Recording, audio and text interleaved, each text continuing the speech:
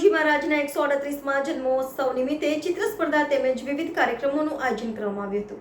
સિંધી સમાજના સદગુરુ સ્વામી ટેવરામજી મહારાજના 138મા જન્મોત્સવ નિમિત્તે વારસિયા સ્થિત પ્રેમ પ્રકાશ ધર્મતીર્થ ખાતે તારીખ 7 થી 13 જુલાઈ દરમિયાન વિવિધ ધાર્મિક અને શૈક્ષણિક સ્પર્ધાના કાર્યક્રમોનું આયોજન કરવામાં આવ્યું છે। તારીખ 7મીએ રવિવારે મહાઆરતી તેમજ પ્રભુ પ્રાર્થના સત્સંગ શ્રી એમ પ્રકાશ ગ્રંથ તથા ગીતા પાઠ તેમજ ચિત્ર સ્પર્ધાનું આયોજન કરવામાં આવ્યું હતું। તારીખ 10મી જુલાઈને બુધવારે દરમિયાન શોભાયાત્રા યોજાશે। વિશેષ પૂજા, મહાઆરતી, પ્રભુ પ્રાર્થના, શ્રી પ્રેમ પ્રકાશ ગ્રંથ તથા શ્રીમદ ભગવદ્ ગીતા પાઠ અને ધર્મ ધ્વજારોહણનો કાર્યક્રમ યોજાશે। કન્યા ભોજનનો કાર્યક્રમ યોજાશે। પ્રેમ પ્રકાશ ધર્મતીર્થના મુખ્ય સાઈ દ્વારા વિવિધ કાર્યક્રમમાં અને શોભાયાત્રામાં સમાજના લોકો તથા શહેરીજનોને જોડાવા અનુરોધ કરાયો છે। આ કાર્યક્રમમાં મુખ્ય મહેમાનો, સમાજના અગ્રણીઓ તેમજ કોર્પોરેટરશ્રીઓ ઉપસ્થિત રહ્યા હતા। Reporter Rahul Rajput, One News, Vadodara.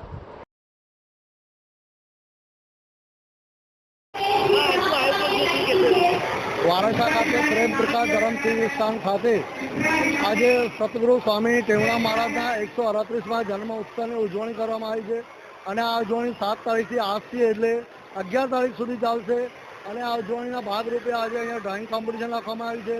લગભગ 1200 જેટલા બાળકો આજે ડ્રોઈંગ કોમ્પિટિશનમાં નાના 5 વર્ષથી લઈને 15 વર્ષ સુધી બાળકોએ આ ડ્રોઈંગ કોમ્પિટિશનમાં ભાગ લીધો છે અને આ ડ્રોઈંગ કોમ્પિટિશનમાં બાળકોને બહુ ઉમંગ છે।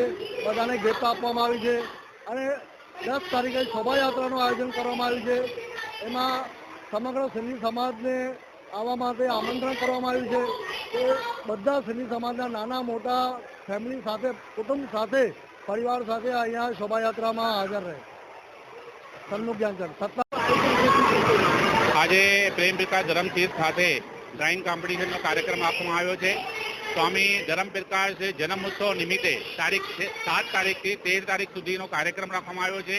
આજે 7 તારીખે પ્રેમ પ્રકાશ ધરમતીર્થ ખાતે ડ્રોઈંગ કોમ્પિટિશન છે, જેમાં લગભગ 1200 ઉપર વિદ્યાર્થીઓએ ભાગ લીધો છે અને એને પોતાની ડ્રોઈંગ કરીને, કલર કરીને એને જમા કરવામાં આવશે અને જેની સૌથી સારામાં સારી પેઇન્ટિંગ હશે એને ઇનામ પણ વિતરણ કરવામાં આવશે।